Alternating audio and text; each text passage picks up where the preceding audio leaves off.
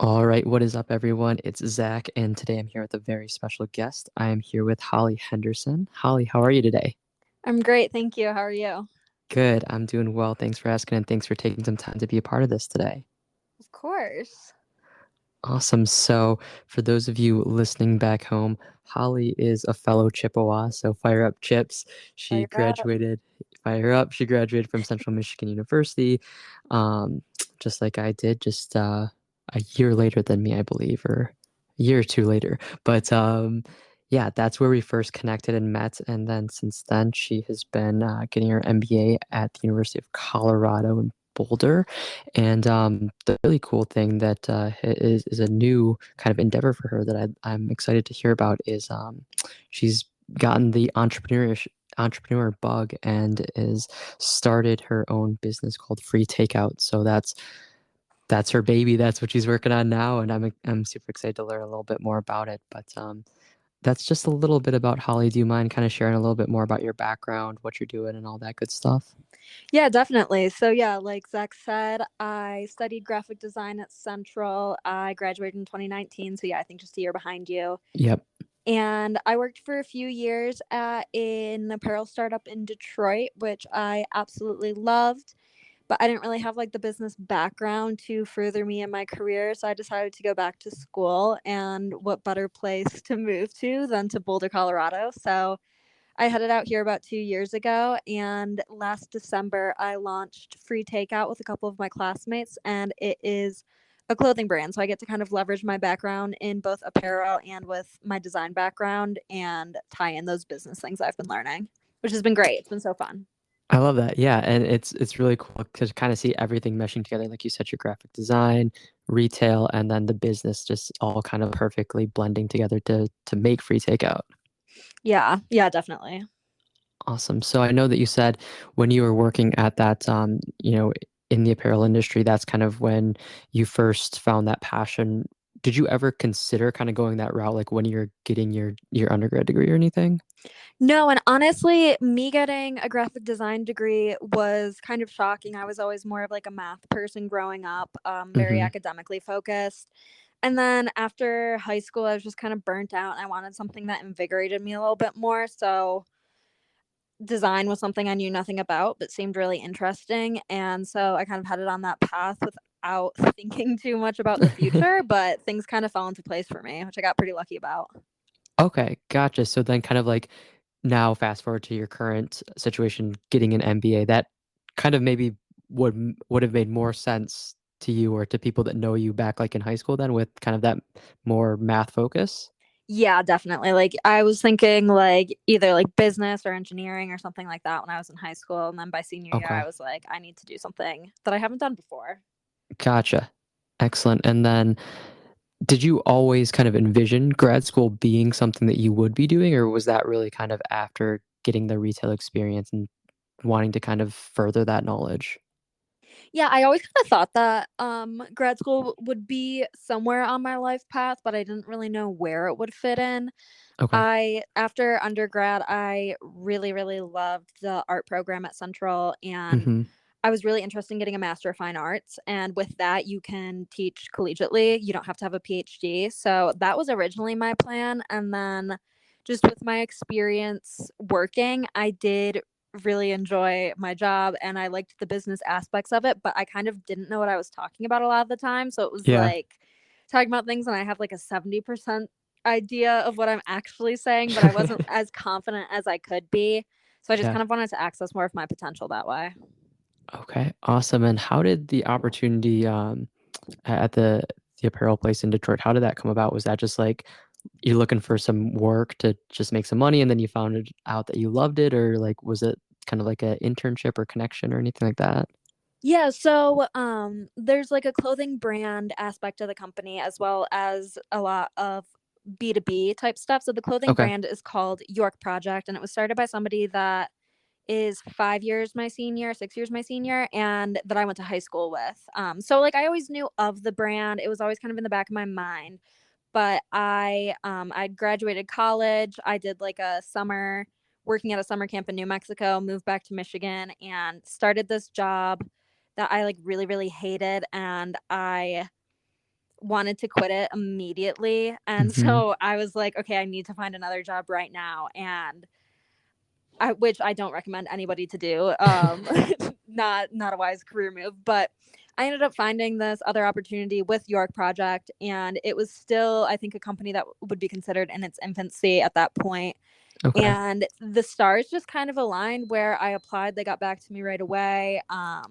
I joined at like a really critical point where I could really be part of their growth and grow with the company. So it was like a lot of change happening really quickly, and they, I guess, just saw a lot of potential in me and trusted me with a lot of things that I don't know if I had the confidence in myself at the time to do, but I'm really glad that they saw that within me because I think it just exposed me to a whole new world.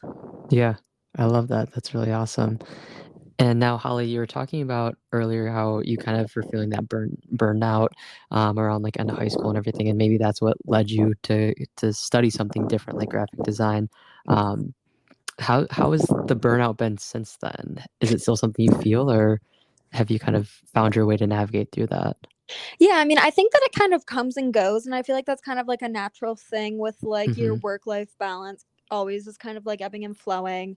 Like when I moved out to Colorado, before that, I mean, it's like a big life change to quit your job and start school again. Right. And like leading up to it, I was working a ton. I really wanted to leave them in a good place when I left. So I was feeling just kind of unsure of my path when I started grad school. So I feel like I had a lot of those similar feelings where I was like, oh, maybe my work ethic like isn't what I thought it was because I'm not as engaged, or like I'm not really Mm, like hitting it as hard lately. But I think that it was just kind of like a period in my life where I wasn't as sure of where I was going. And I had worked really hard the last few years and I kind of just like needed a little bit of a break and wasn't as passionate about what I was doing in that moment because I didn't really know where I was going yet. yeah, and I think that that's, at least from my experiences and when I talk to other people around our age, like that's kind of like the common experience of like, in your 20s, it's such an exciting time, but I don't know if any of us truly have a idea of what's going on or what we even want out of our lives or what we're doing or pursuing. So I think it's a good point that you brought up of it's just like it can be an uncertain time and that could kind of shake your confidence or make you second guess some of your decisions. Yeah, I feel like your 20s is such an exciting time, but it's like you need to keep saying that to yourself to remember it because it's also like full of so much uncertainty and self-doubt Hmm. and imposter syndrome and all these other negative things that you really need to fight and really be able to like be vulnerable, I think, with yourself and with other people to know, okay, like we're all doing our best, like trying to figure out what we want out of life, trying different things. And like this is like a decade of just experimenting around and trying to see what sticks.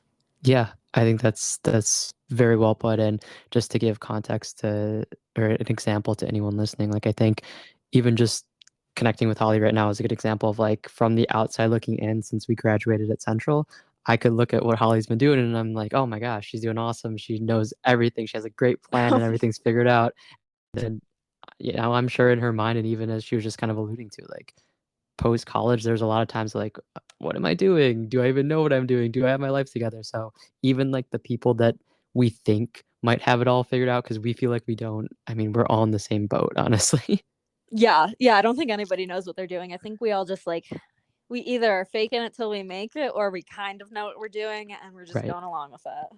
Yeah. And I think like something that a lot of people have asked me and get asked around this age is like, what do you want to do like for your career? What do you want to do with your life? Or where do you want to live or whatever?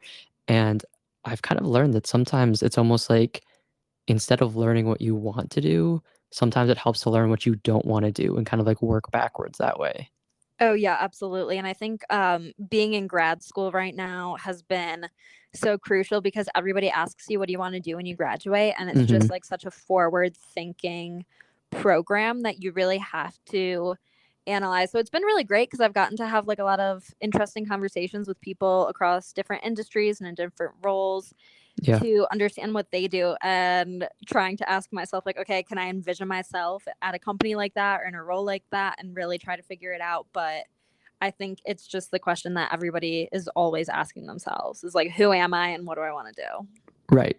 Definitely. And now, with your journey of going into grad school now, do you think that kind of having time off between undergrad and grad school has been beneficial? Or, I mean, if you could somehow go back in time, would you have wanted to go straight into grad school? Do you have any thoughts on that? Yeah, absolutely. I am so happy that I worked for a few years before coming Yeah. back to grad school, and I'm still on the young end of my program. Most people are around like 28, 29, I think, but Okay.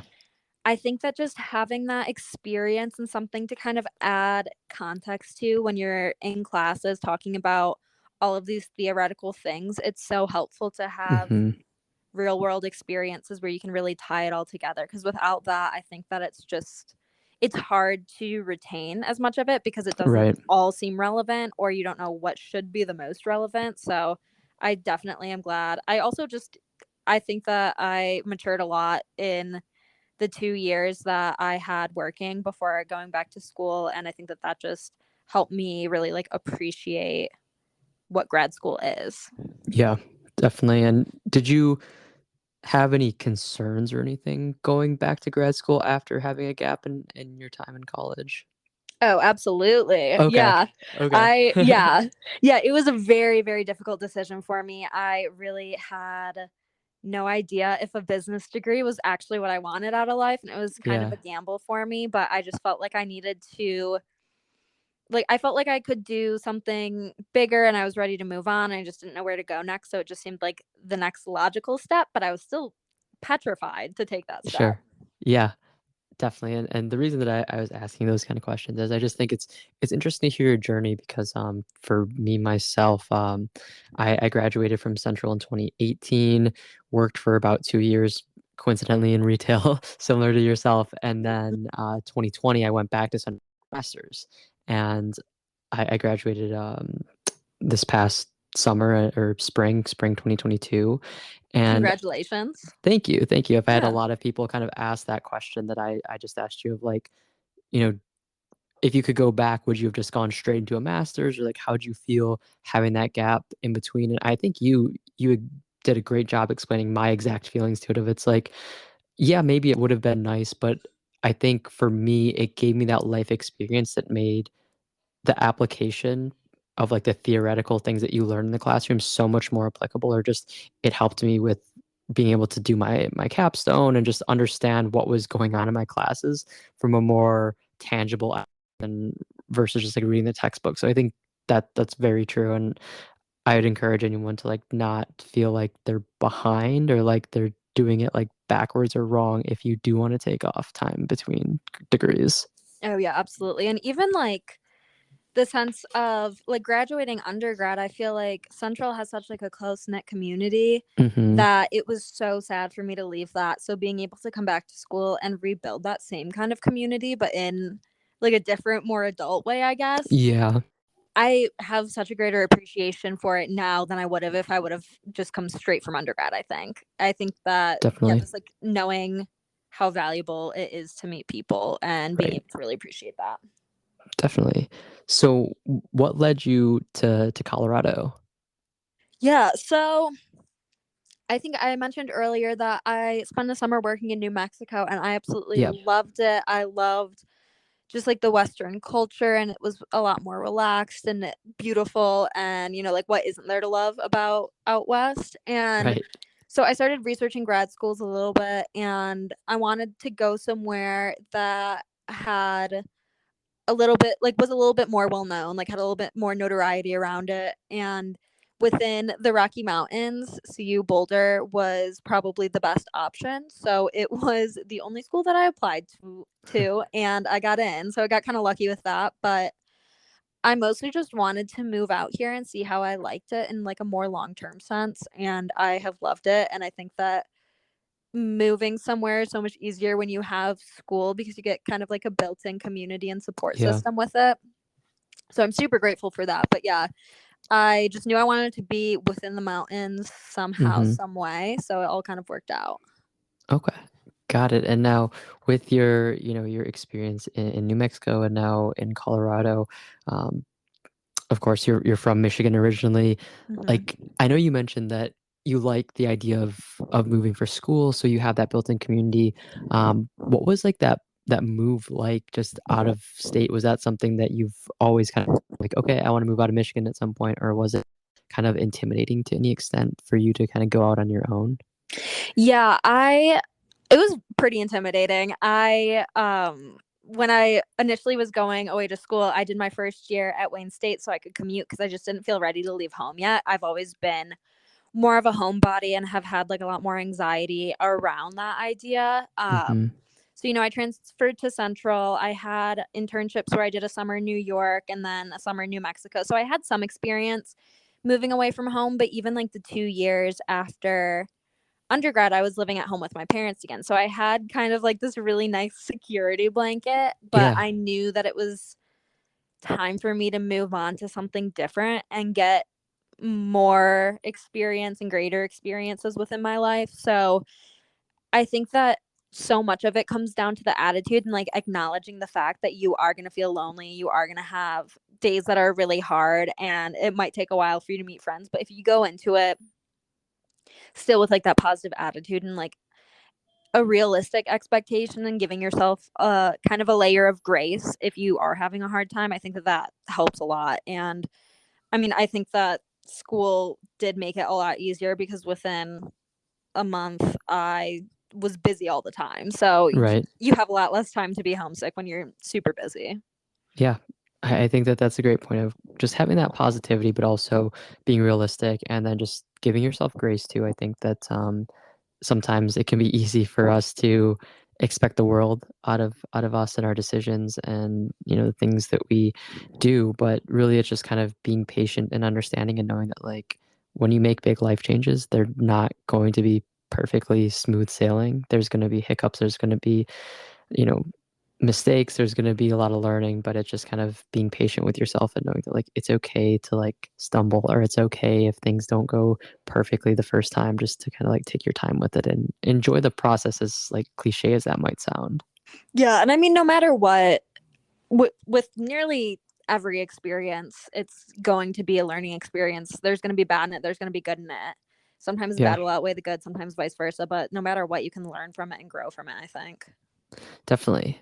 How do you kind of keep that mentality like when you're really going through it, or when things are getting tough? Like how do you have that kind of like growth mindset, or how can you kind of keep that level-headedness and say like, okay, like things are going to work out, things are going to be okay?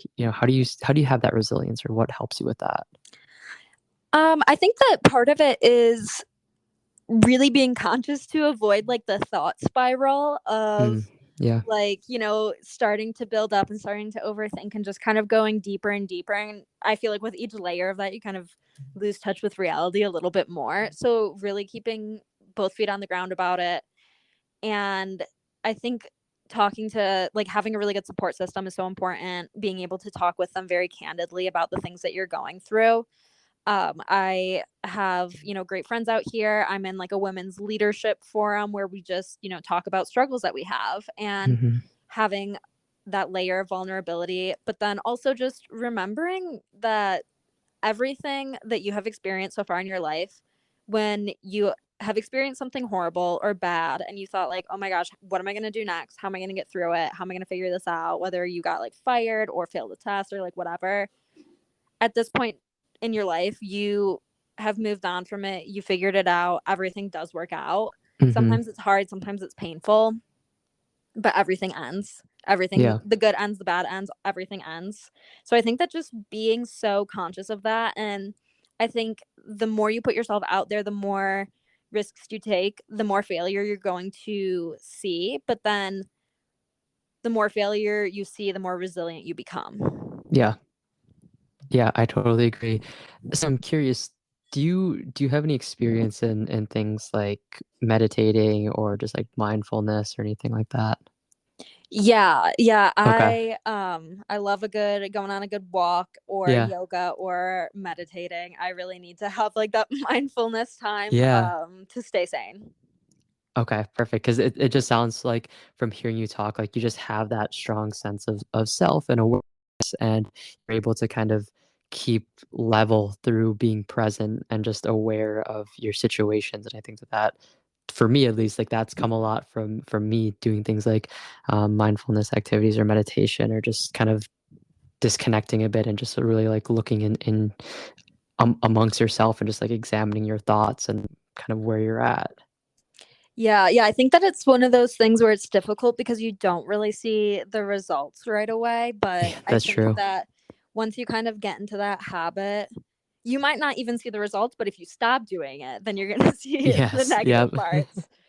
But yeah, yeah, I definitely big on the mindfulness. I think that it's Okay. really beneficial. Perfect. And Holly, can you just kind of walk us through a little bit just everything with free takeout, like how did it all start? I know you mentioned with some of your classmates and just what that journey's been like for you. I'd love to hear a bit about that. Yeah, I'm so stoked to talk about it. So, me and some of my classmates were on a camping trip, and we were about to leave and go home. We were in a coffee shop, just like, kind of like recapping the weekend. And Hmm. one of us was scrolling on Instagram, got like a pop up ad for some t shirt company. And we were looking at it and we are like, oh, wow, like that's so cool. And then we were like, yeah, I mean, like we could do that better Yeah. for sure. And so we kind of just started like spitballing from there. And it ended up forming into free takeout. And so the whole idea behind the company is like free takeout is the free things that you take away from every experience, like the memories that you make and the friendships that you build. So it is like primarily like t-shirts and sweatshirts, but we use mostly my parents' old photos as the prints on the shirts. So we're really trying to kind of convey the sense of like it doesn't matter what you're doing, what matters is who you're with. Right. Um Especially like all of my friends pretty much just like when you ask people why they moved to Colorado, they're like, "Oh, I love like the skiing, the hiking, the mountains, the camping." But looking back on my time here, although it's been pretty short in the grand scheme of things, the best part about moving here has been like the people that I've made or the people that I've met, the memories that I've made, and just getting to know people, but having kind of the outdoors act as like a catalyst in that relationship growth. That's so cool. Yeah, I love the concept behind it. And I think it's a great reminder. Like you said, it's about the things that you take away from these experiences and the connections. And I think like sometimes we might get caught up in like not really always appreciating fully what we're getting out of the things that we're doing. So I think it kind of helps remind us like there's so much that come out of all these life experiences that are so important to us. Yeah, and there's like so many outdoor companies, especially ones even based out here in Colorado, and so many of them really just have that like sending it kind of attitude, which Yeah. personally doesn't resonate with me. Like I like skiing. Am I like going down double blacks? Absolutely not. So I just didn't necessarily feel like I had a brand that represented me because it's like you're doing all of these individual sports, but Yeah. you're doing them with really great people. And we all kind of wanted to highlight that aspect of it because that was really what had meant the most to all of us about it. Awesome. And you mentioned that like a lot of the designs are old pictures from your parents. What led you to want to do that? Yeah, so with my graphic design degree in undergrad, that's like a fine arts degree technically. Hmm. So a lot of you kind of learn to develop your own art practice, and a lot of mine really revolved around like the way that people make memories and how memories are formed and trying to like really think about those things and attempt to answer them. So a lot of my source material was already either like old books that I had thrifted or my dad's yearbook that I photocopied and things like that. Hmm. And so I was already using a lot of that material in the art that I was making. And so it was kind of like a natural progression, but it's also like, I don't know, we use a lot of these photos from my parents. Like we just did a ski collection. Right. And last week, my dad was on a ski trip with the same people that are in those pictures from 40 years ago. So it's just kind of Yeah. emphasizing the longevity of the connections that are made. I've always been the type of person, my parents have always been the type of people to like once I make a friend, like you are in my life and I will probably like give you a hard time of ever trying to leave my life. Like my best friend, I've known her for as long as I can remember.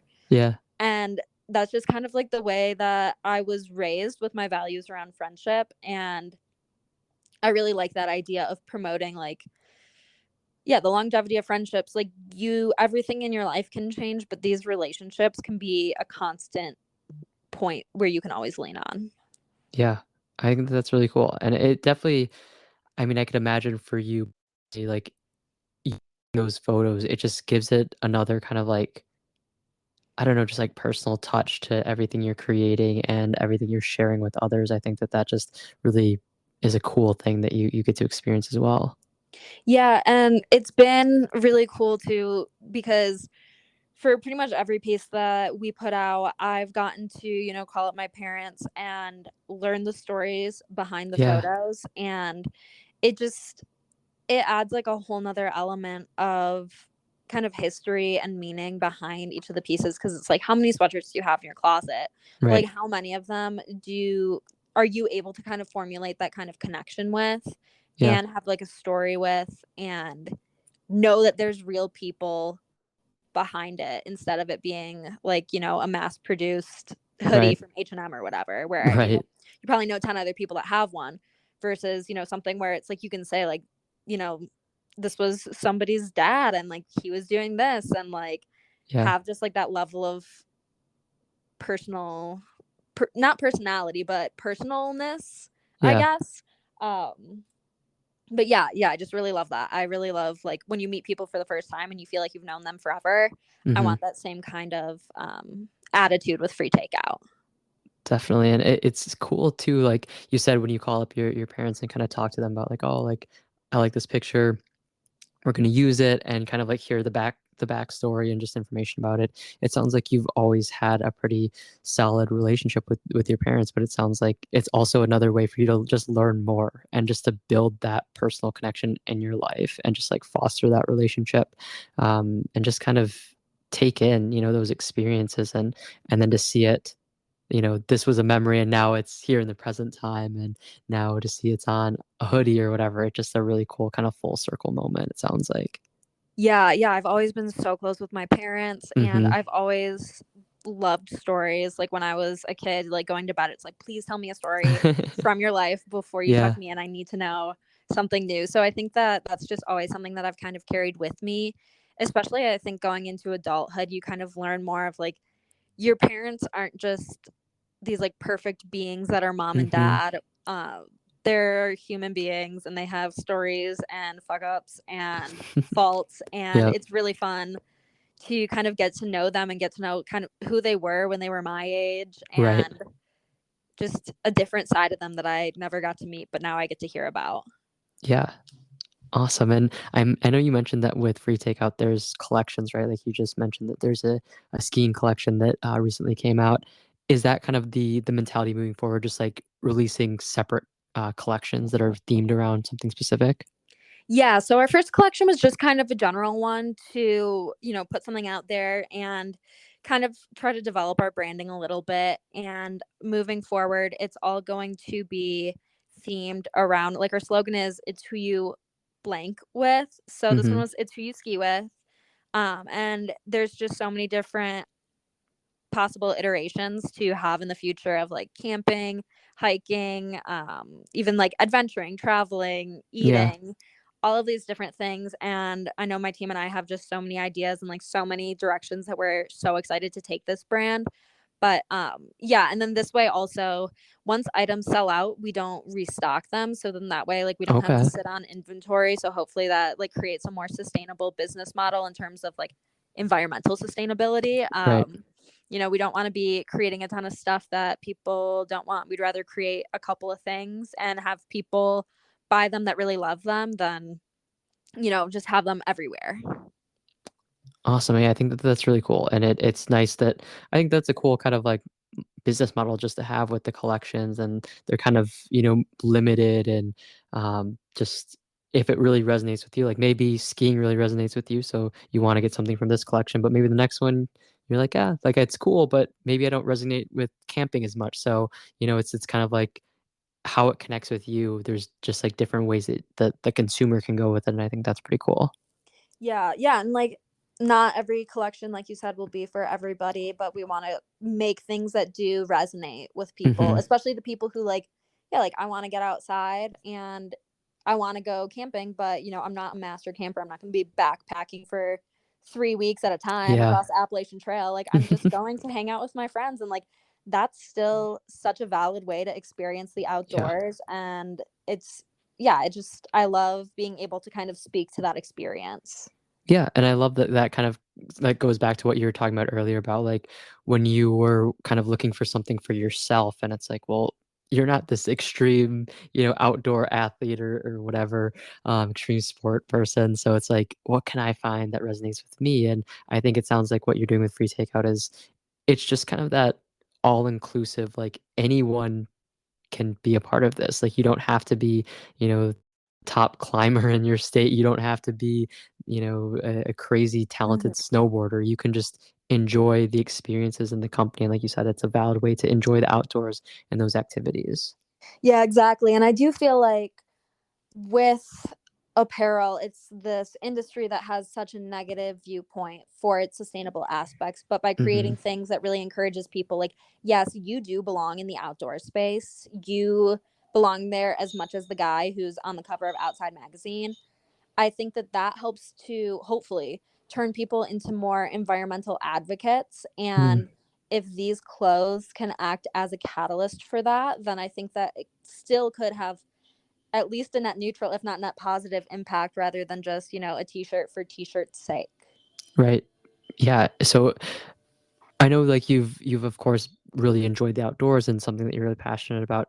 Has the environmental aspect always just something that's a pretty core thing that you're passionate about? Yeah, I think, well, there was Central's alternative breaks, I think, really opened my eyes to a lot, Okay. actually. So just Yeah. going on these like different week-long volunteer trips where you're learning about community and issues they're facing. And some of the ones that I went on were environmentally focused, which I think just opened my eyes to how big the world is and how extreme some of the environmental problems are. And I think that you can't be in the fashion industry without acknowledging how much damage it does to the environment and without actively trying to search for solutions or at least Mhm. be aware of what's going on. It's something that I think so much about. I read a ton of books about it. And it's a really difficult, complex issue because people aren't going to stop wearing clothes tomorrow. But how do we create fashion for good, and how do we is it like new materials? I know there's like biotech startups, which is like a whole nother rabbit hole I could go down Right. that I'm not going to. But yeah, just trying to kind of figure out the balance because I do think it's the industry that I fit in based on, my Mhm. passions and interests and all of those things. But how do I enter into this industry while still making a positive impact? Yeah, definitely. I think that that's an interesting aspect that you brought up about like how to enter into the industry. I think of, apparel and clothing. It's a very, very competitive marketplace. It's very oversaturated with just different brands and companies and everything. So it's kind of like, how do you find your way into it? And I'm curious, like, how do you think you have been able to find your way and find your niche and find your audience? Yeah, I think that it kind of goes back to what we were talking about, just in the sense of, trying to create something for the people who like Hmm. the outdoors, but like the born to be mild kind of people, like myself. Yeah. And just trying to turn them into environmental advocates, trying to be really mindful of the companies that we're working with to source our products, trying to just do good business and be transparent whenever we can and however we can. And it's tricky. It's a tricky industry. And I do think that as time goes on, I'm sure that I will explore different paths within fashion, within my career, and just Hmm. find different ways that I can positively impact this industry because that's something that even in my last job back in Detroit, like that was something I thought about all the time of like, okay, where is all of this going at the end of the day? Because we're doing it at a much larger scale where it's like Right. I could see up to a few thousand shirts within the span of a day. Hmm. Like that's that's so much. That's Yeah. so much clothing. Like, where's that all going? Is it going to end up in a landfill? What's going to happen to it? And so Right. just trying to, like you want people to buy what you're selling, but at the same time, it's kind of a conundrum because you're also like, well, be really mindful with what you purchase and, you know, take care of the things that you do have. And that's just, yeah, another reason why we're doing that like limited inventory strategy, is because we don't want to promote the overconsumption. We don't want to just have throwaway tees. We have really high quality garments that are made by people who make at least a living wage, if not better. And I do like myself. My business partner does like the sewing of our patches and onto beanies and stuff herself. So being a little bit more integrated, I think, into the supply chain process helps to feel a little bit better about it. That is really cool that you and one of your partners are that involved with kind of like the supply chain and the actual apparel itself. I feel like that's something that you don't necessarily always hear all the time. So it's really cool to hear that you are that heavily involved. Yeah, I think that most people think that like machines just make your t-shirts and stuff, Yeah. which I'm sure that there's like some technology somewhere that does, but for the most part, it's still people that are there like sewing your clothes together. And I mean, we're not Right. doing that part of it, but I don't know. I think that us doing the printing is still like a good reminder that, everything that we're making, human hands have touched. Yeah, And that's a really important thing to consider. definitely. And I think like for me as a consumer, it's like it just makes it more meaningful. It makes it more impactful. It makes me more just interested in supporting a business like that, that there is that kind of just intentionality behind it and almost just like care, I think is a good way to put it. It just feels like there's more care that goes into a brand. It just makes me more prone to want to see it succeed and to support it. And I think it can make a big difference. Yeah. Yeah. I mean, that's what we're trying to do, I guess. Yeah. Awesome. I love it. And what would be, I guess, if you've thought about it, like what's the goals or like what's the plan for free takeout? Like where do you want to see it go or grow into?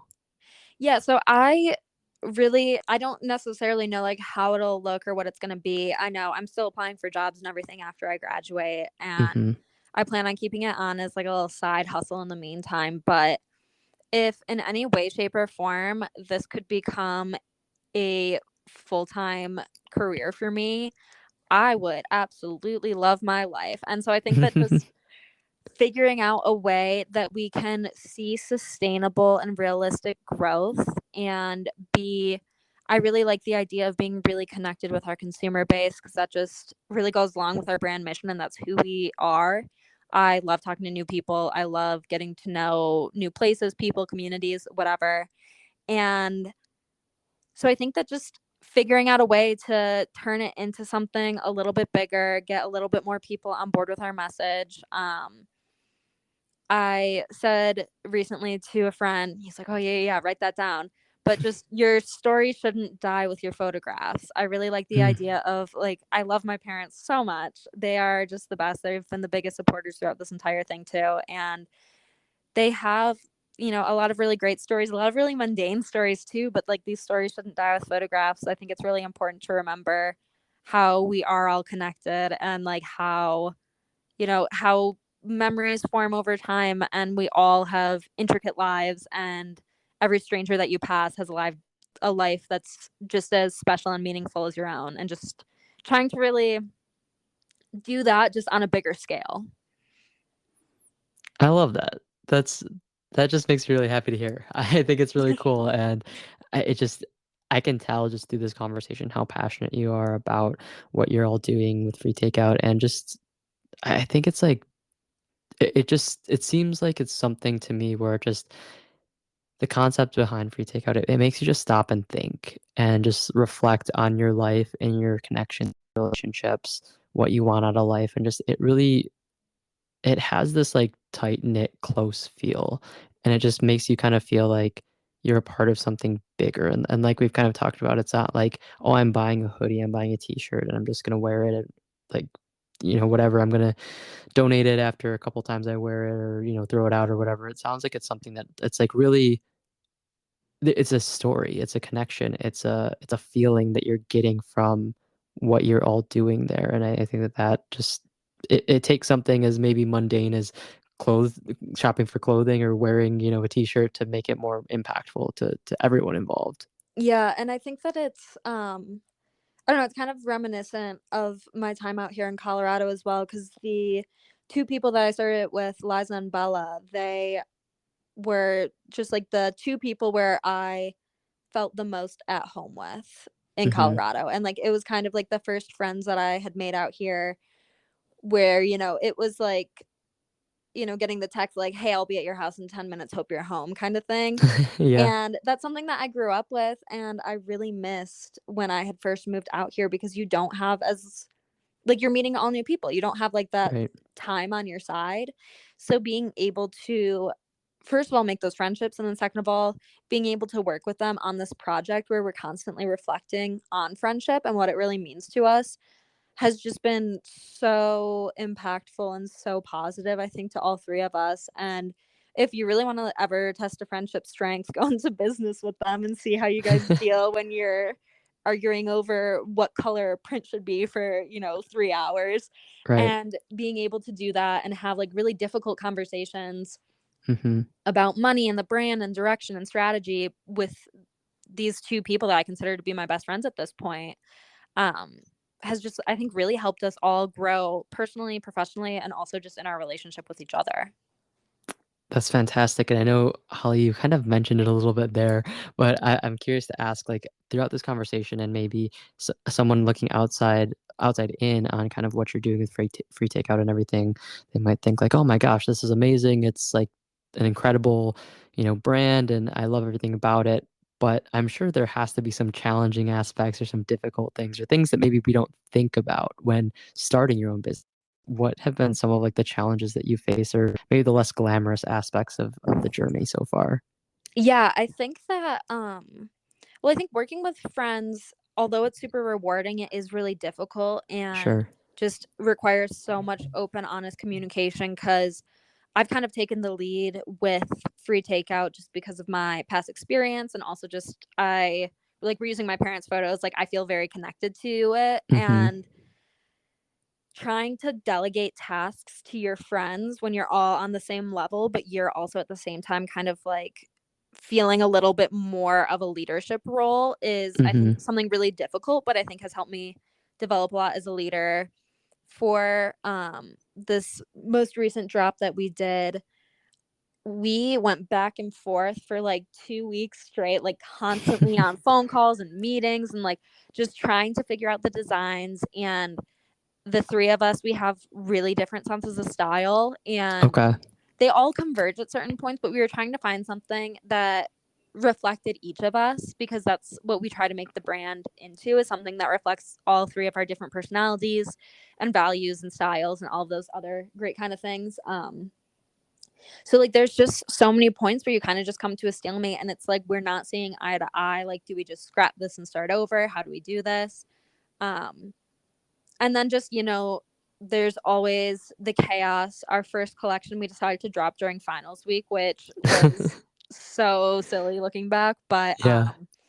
yeah, just kind of like running around trying to figure out like getting models for photo shoots is surprisingly difficult. Mm.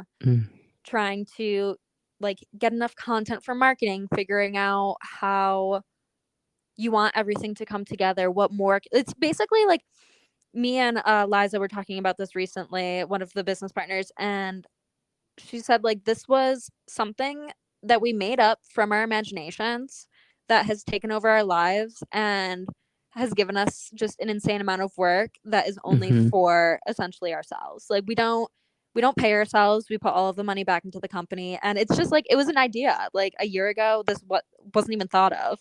Yeah. And now we all work probably at least 30 or more hours per week trying to make this company into something a little bit bigger, a little bit better. And it's something that like we just completely made up, and we just made it so much Right. work for ourselves. And it's like kind of funny to think about, because it is so rewarding and really great. And if there is anybody that listens that wants to start a business, just absolutely do it. I think that it is such an incredible experience where you learn so much about yourself, but it is just like so much work, and you're like, why am I doing this? I'm not even getting a paycheck yet.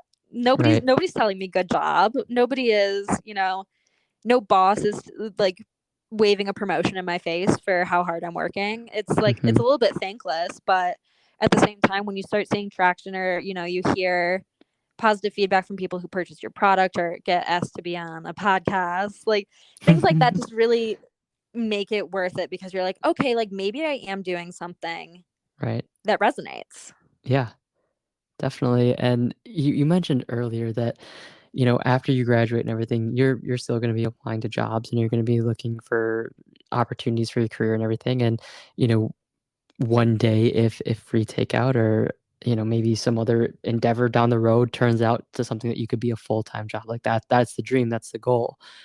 I'm curious to get your thoughts on like, is there anything particular that made you want to take that approach instead of like a nope, let's go all in? Is it just kind of like the practicality aspect of it, or what's kind of led you to that path? Yeah, I think it's just the practicality aspect. I think Okay. that I've always been drawn to entrepreneurship, but I've never been a huge risk Mhm. taker in my life. So Okay. those things can kind of be opposite ends of the spectrum from each Yeah. other. But yeah, we don't have any investors. We're just bootstrapping this ourselves. We So it's difficult. And again, like I think that since we want it to be really sustainable growth, we'd rather grow slow and have it Sure. be real and have it be loyal than just, go viral on TikTok and then be forgotten about. And people say, oh, yeah, like, do you remember that thing that happened in March of 2023? That brand? I wonder what happened to them. Like, Right. that's not what we're trying to do, even if like that might make us more money or something like that. So yeah, I think that just, Okay. keep it on the side. It's a little passion project. Yeah, definitely. And knowing that you're not the biggest risk taker or anything, like, would you say that the point where you would potentially turn free takeout into the full-time job, the thing that is maybe providing you, your living and everything, would that have to be a very clear, established, like, okay, we've made it to this level, now I can do it? Or do you think you might take a little bit of a leap of faith at some point in the future? I could see myself taking a leap of faith. It would have to Yeah, be a more calculated leap of faith than if I sure. were to just be like, nope, this is my full time thing forever. Right. Um, but yeah, I could definitely see myself doing that, because at a certain point, somebody that I met with recently was telling me entrepreneurship is essentially you betting on yourself and Yeah. betting on how much you believe that you can succeed in whatever this thing is that you're trying to do. And I do believe in that. I just think that the timeline is going to be a little bit different. Right. Um, but once we get a little bit more traction, once we grow a bit more, I could see myself taking that leap of faith. I've always been, Yeah. yeah, drawn to entrepreneurship and really self-motivated in that aspect. So it's definitely something that I would love to explore. Even if it's just for a year that I'm doing it full time. Yeah. And then I change my mind and I do something else. I think that it's just like what a great learning experience. Exactly. Yeah, it's a great learning experience, and you never know until you try. And I mean, similar to what you're kind of saying with describing yourself, I personally am not that much of a risk taker. Pretty risk averse. I like to calculate everything that I do and decisions I Mhm. make. So I'm not a betting person, but I will, on the record, say that, I mean, from this conversation with you, I think that if I were to have to place a bet, I would bet on you and you making something work out. I think that it's clear that you have the passion for it, and I think that that's one of the biggest things I've learned in my life so far, is that when you're really passionate about it, something like that's the difference maker. When you're not passionate, then like, yeah, you probably won't take whatever you're doing to the next level or make it to a point where you're happy and fulfilled doing, something, especially with how much hours and time you have to commit to it. But when you're really passionate, I think that makes the world a difference, and I can tell that you are. And I think that I think that you're gonna do some really awesome things, with you and your Oh, partners, thank and I'm really you. excited to hear and see what that turns out to be. Yeah, of course. Yeah, that's so kind. And yeah, what you Yeah. said about there, like you kind of just get into like a flow state, I think, if you're able Mhm. to really find what you're passionate about, where it's Yeah. like,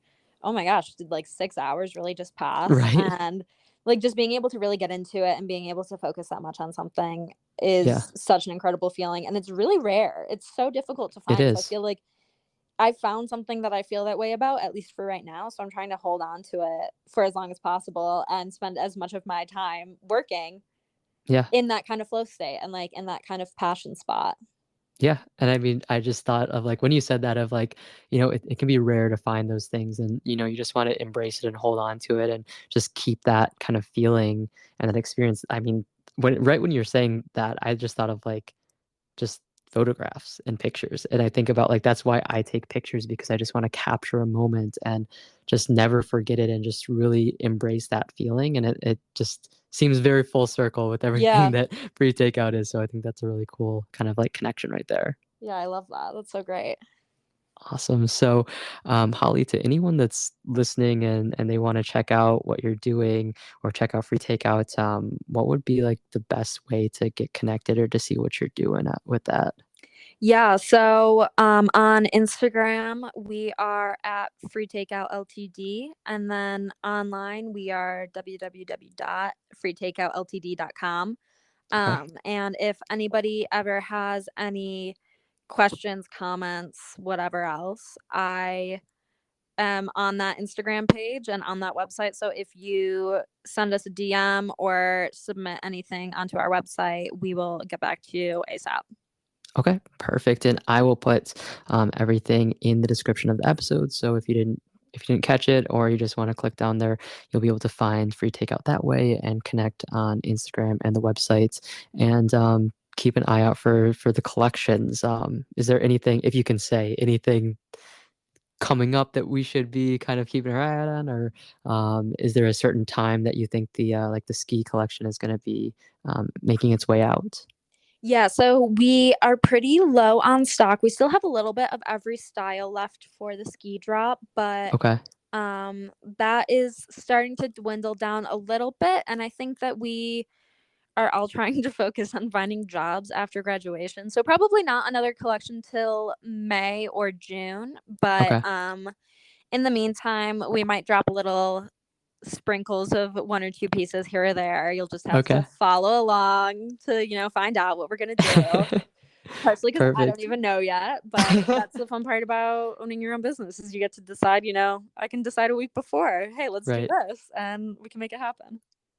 So that sounds like a perfect reason to go follow Free Takeout on Instagram and to turn on all their notifications so you're getting notified anytime there's a post or story or anything so you can keep up to date and see whether it's, the current stock of a collection or a new collection or even like Holly was saying, what could be peppered in here and there that Mm-hmm. makes it even more cool and limited and more special. So keep an eye out for sure. Absolutely. Awesome. Well, Holly, is there any like last thoughts or message that you want to leave to anyone that's listening to us today? Wow. I think that just, you know, I think finding your passion in something in life is a really difficult thing to do. And you just have to keep putting yourself out there and finding things where you're like, no, this is not it. Because after enough trial and error, one of those times you're just going to get it right and it's going to stick and it's going to be great. And you're going to say, wow, why did I not think of this 3 years ago? And it'll all make sense. And everything happens at a certain time for a certain reason. And you just have to have faith in yourself and faith in the process that it's all going to work out because it always does. And thank you for having me on this. This has been so fun. Of course. Yeah. Well, first of all, I think that I might be out of a job with the way that you just talked about passions and did my job for me. So thank you for that. But no, as Holly said, in all seriousness, I mean, just find what you're passionate about and don't be afraid to try different things and to, you know, quote unquote fail, if you will. Like, I mean, it's not everything's going to work out and that's okay, but just see what's out there. And I promise that there's something for everyone. And there's also a community for everyone. You might think like, oh, I don't know, like I'm passionate about yo-yos or something, and you might think like no one else cares about that, but I guarantee, like no matter what you're passionate about, there is that community, and just seek it out, or maybe start your own within your local community or your college or whatever it may be, and you'll see that there's a lot of other people that share those passions. But yeah, it's been a pleasure getting to talk with you, Holly. Of course, you're more than welcome for being on the podcast. It's been so great to hear about your journey in free takeout. And again, I'm just excited. I'm excited to hear what you have coming in the future for you on a personal level and with free takeout. And it's just, I have a good feeling that whatever you end up landing on in any aspect, good things are going to come out of it. Oh my gosh. Thank you so much. That is Yeah. seriously so kind. Of course, you're very welcome. Well, thank you again for joining us today, and I'm sure we'll be talking soon. Great. All right. All right, bye. Bye.